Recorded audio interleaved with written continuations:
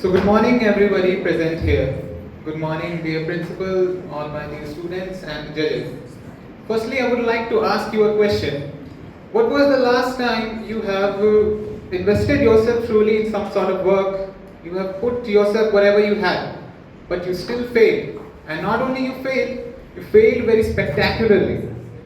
So at that very point, what was the story that you told yourself that why this happened with me? If anyone would like to answer this. Anyone?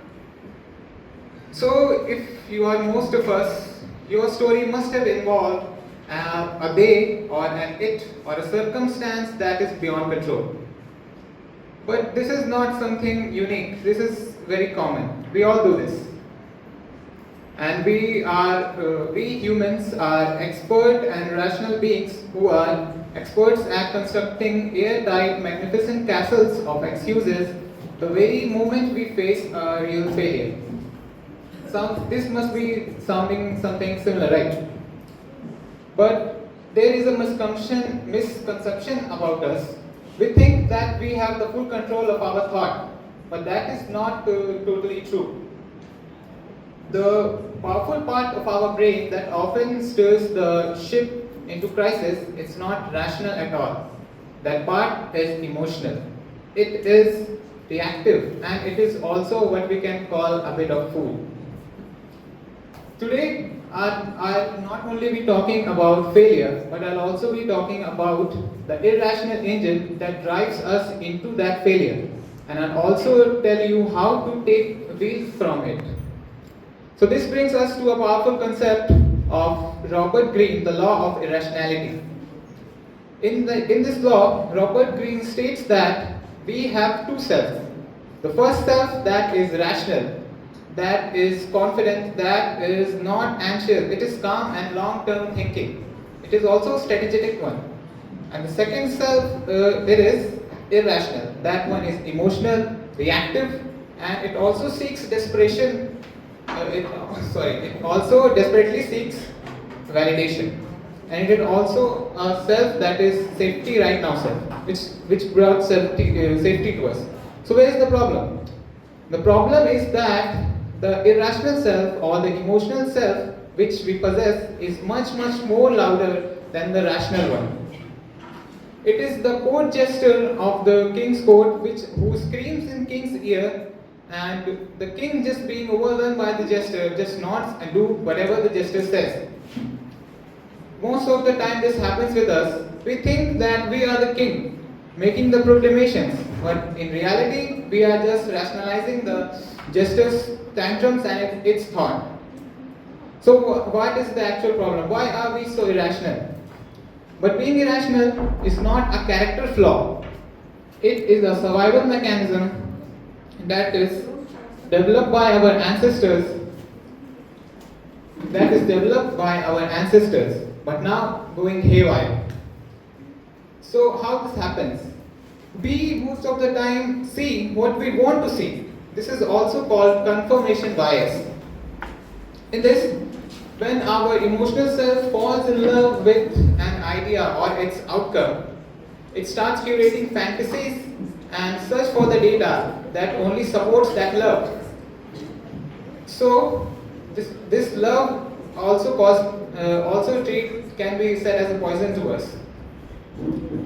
And while searching for the data that is supporting the love, it also ruthlessly avoid all the mountains of evidence that says that the path or idea is flawed. Secondly, we also double down on our mistakes. What we do, if we invest much of our reputation, much of our time, of our identity into something, the harder it becomes for us to leave it or quit it. On the same hand, our emotional self will drag us deeper down into that disaster rather than facing the pain of being wrong for a short time.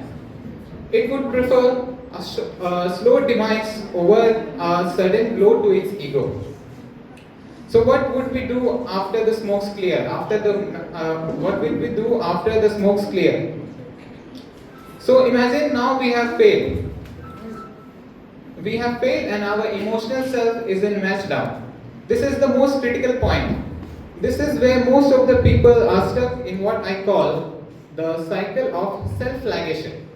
The cycle of self-flagellation goes as number one, the blame game. We lash out and make excuses. This is the we can say that this is the first line of defense of our ego. Number two, number two is number two is the shame spiral.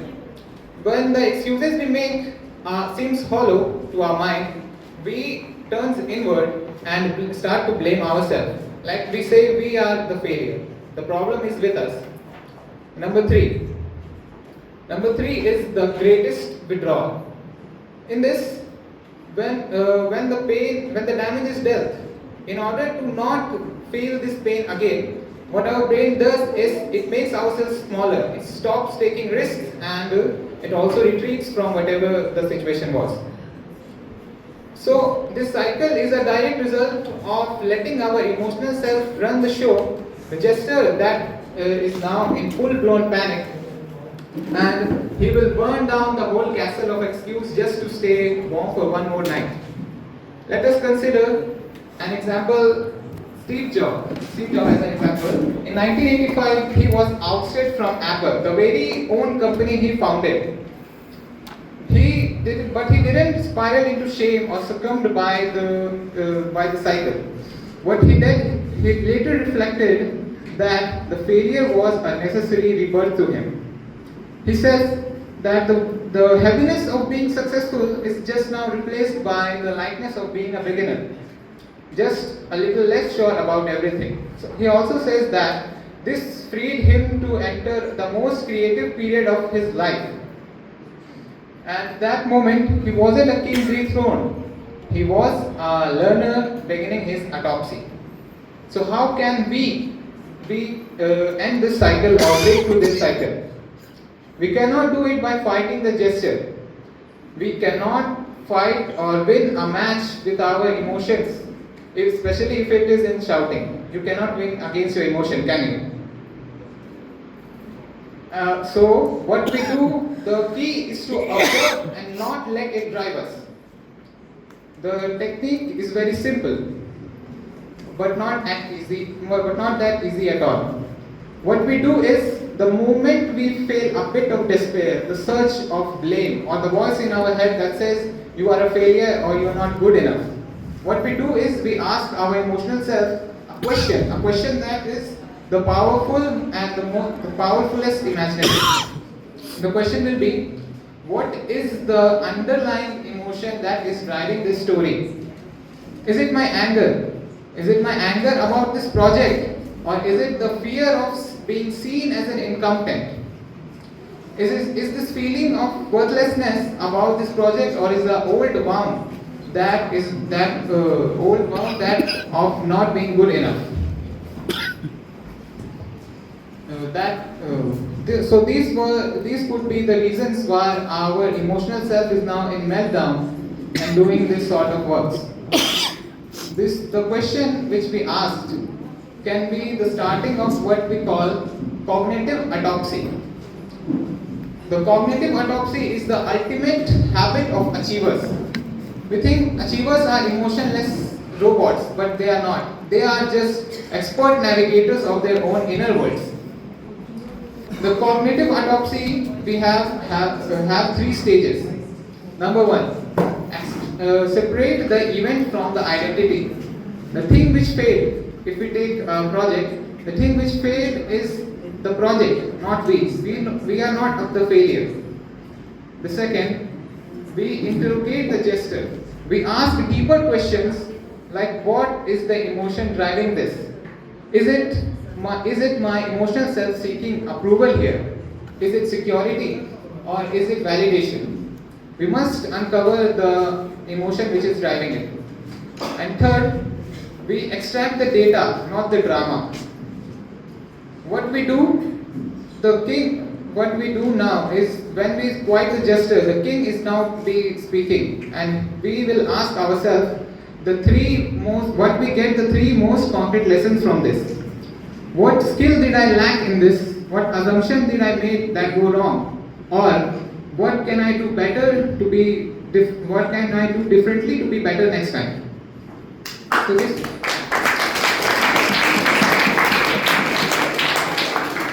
this process will allow the law of the rationality to be applied on yourself. You will quiet the jester and let the king do the work. And the king's work would be to not to look at the project as a smoking crater or something horrible. Its job would be to look at it as a training ground.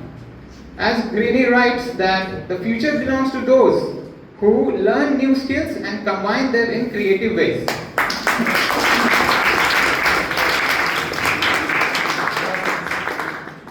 So, what did Steve Jobs do? What he did was he began an autopsy on himself. He extracted the event from his identity. He said that I may be fired from Apple, but that doesn't make me a failure. That doesn't make me a failure. He also extracted the data, not the drama. All his experience from Apple, all the project visions and the company making skills that he had when he was at Apple, he used them into his new ventures. Like he worked in Next and Pixar. So this exile of his time only honed his skills and made his triumph return. So how do we build this sort of resilience? We do not build it by avoiding failure. We do this by learning how to land. Each failure processed correctly becomes a brick in the foundation of your future success. Now we should stop seeing the path as a straight line A to B. We must look at it as a winding track. With every wrong turn, we get to learn something new which shapes our landscape.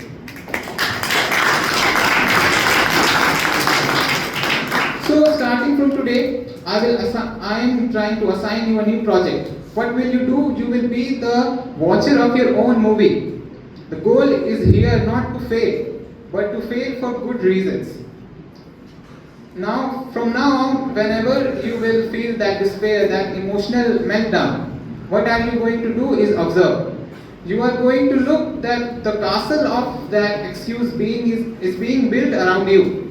And you will find the urge to quit it, to blame someone, to leave everything and go.